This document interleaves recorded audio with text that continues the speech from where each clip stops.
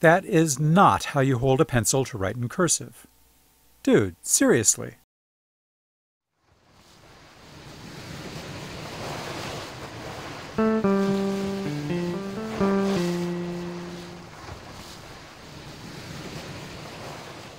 Hey everyone, this is CJ of CJ's Creative Studio, and this is the start of a series that I call Vulgar Cursive, with vulgar being defined as being or characteristic of or appropriate to everyday language, or having to do with ordinary common people.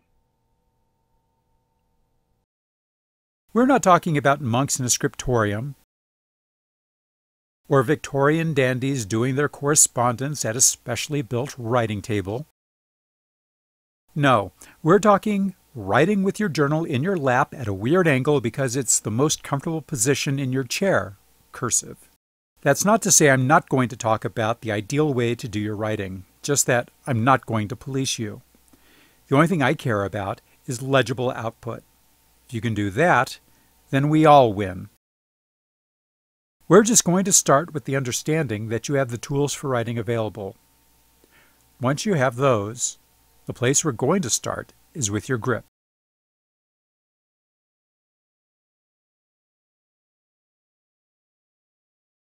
While there are a plethora of individual variations, generally speaking, there are 5 commonly used grips among right-handers: the dynamic tripod, the adapted tripod, the dynamic quadrupod, the lateral tripod, and the lateral quadrupod. We're going to look at each as well as do an evaluation. Please keep in mind different finger sizes and shapes might yield different results. First, the dynamic tripod. The dynamic tripod is the classic and preferred grip. Looking back from the tip, you grasp the pen with your thumb at about 2 o'clock and your middle finger below at about 7 o'clock. Your index finger is placed around 11 o'clock. Its purpose is to stabilize the pen and add some control. It's actually the thumb and middle finger that are holding the pen. The body of the pen sticks out and rests in the web of your thumb. The great advantages of this grip are its efficiency and its large range of motion. Here, with my wrist held by a brace to limit its effect to the total range, you can see how large an area you can cover using this grip. It's rather astonishing. Next is the adapted tripod. This grip is basically the dynamic tripod, but instead of the pencil resting in the web of your thumb, it's moved to resting in the fork of your index and middle fingers. Other than that, the finger position is the same. This grip is slightly less tiring than the dynamic tripod. In fact, I use it when I've been writing a lot and my hand and wrist have gotten tired. It does alter your writing angle. It's more sideways, so you have to change the tilt of your paper. While you still get a good range of motion with this grip, it's noticeably smaller than with the dynamic tripod, but still fairly large. All in all, not a bad option.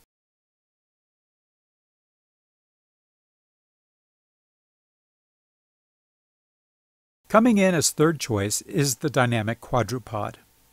It should probably be called the dynamic tetrapod, but it is what it is. I didn't make up the name.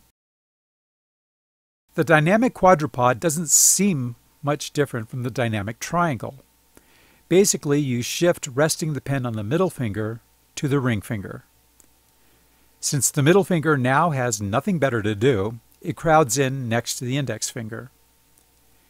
This grip is much more tiring than the previous two as it tends to cramp the hand. And now you can start to really see why there is a preferred grip. The range of motion on the dynamic quadrupod is barely more than a third of what it is with the dynamic tripod. This has an effect on the ease with which you can form letters, and not in a good way. Following the dynamic quadrupod is the very common lateral tripod. The lateral tripod seems like a very slight variation on the dynamic tripod. The only change is moving the thumb, so instead of the pad pressing against the pencil, it's pressing against the index finger. Hardly much of a change at all. Until you see what effect it has on range of motion. Moving the thumb has clenched the hand, which has a dramatic effect on how far the pencil can move without adding in the wrist or arm. Since your fingers are fighting your hand, it's very tiring as well. And the last one we're looking at is the lateral quadropod, which I admit up front, I do badly. As you might guess, it combines the finger shift of the dynamic quadropod with the thumb shift of the lateral tripod. You are essentially trying to write with a fist. This is the most tiring of these 5 grips, and as you might expect,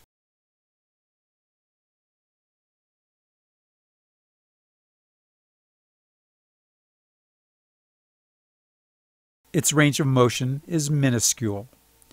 Without a lot of help from the wrist and arm, it's going to be difficult to achieve great penmanship. So, those are the 5 most common right-hand grips. But what about those range of motion scribbles I did? I did a lot of them in preparation of this video. Here's what the results are. The grip that covered the largest area was, wait for it, the dynamic tripod. Next was the adapted tripod, which had an average area about half of the dynamic tripod. I know, I didn't think it would be that big of a difference either. Next is the dynamic quadropod at 37%, which figures as about 3/4 the size of the adapted tripod. The lateral tripod comes in a close fourth, only 10% smaller yet, and 1/3 the area of the dynamic tripod. Last, by a wide margin, is the lateral quadropod at 20%, or 1/5 the coverage of the dynamic tripod. All in all, that's a pretty substantial range between the 5 grips. I'm guessing you aren't going to be surprised at the one I recommend. The dynamic tripod.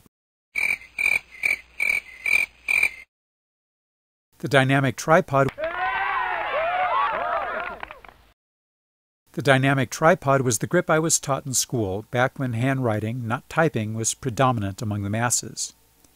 It pretty much does everything you would ask of it. My second choice recommendation is the adapted tripod. It's less tiring, but the change in writing angle isn't ideal. Still, its range of motion is second to one. As for the rest, not only do I not recommend them, but I hope you reconsider if you currently use one of them. That said, a short sampling of handwriting videos and artist tutorials show a lot of people favoring these 3 harder to use styles, and they still manage to create good works. I just can't understand why you'd opt for a harder option if you don't have to. But, as I said from the start, I'm not the handwriting police. My main focus is simply on legibility. If you can make your writing somewhat attractive besides, then so much the better. And to not leave out 10% of the population, a few words for left-handers. Hey everyone, this is Future CJ, and I'm interrupting this right now because as I was editing, I realized that I really do need to devote more time to left-handed writing than I'm putting in here. There are a lot more nuances, a lot more issues, and I don't want to come across as flippant about it. So hopefully what's coming up will give you some helpful information, maybe not, but sometime in the future I will be doing one for left-handers. So with that said, let's go back to past CJ. When I was learning cursive, the first teacher I had was insistent that we righties use the dynamic tripod, or as she put it, the right way. The same for lefties, meaning writing with the dynamic tripod in their right hand. She was the only teacher I had who was that extreme, but I know she wasn't alone with that edict. Needless to say, I'm not as dogmatic. So for left-handers, just as for righties, I recommend the dynamic tripod for the same reasons: efficiency and range of motion. The main trick is to tilt your paper symmetrically opposite of what right-handers do. That mitigates the problems with slant and smearing that have pushed many left-handers to become side writers or hook writers. Side writing and hook writing are kludges that develop because so much of handwriting has been taught by right-handed people. While they may not have forced everyone to write with their right hands, they often did insist that there was only one way to slant the paper. And left-handers compensated so they wouldn't smudge. So here we are, about to embark on a ship navigating the cursive sea. Since it's already something you're going to have to develop muscle memory for via practice and repetition, now is the perfect time for you to jump in with both feet, or dominant hand, and adopt a grip that will help improve your path to eventual success.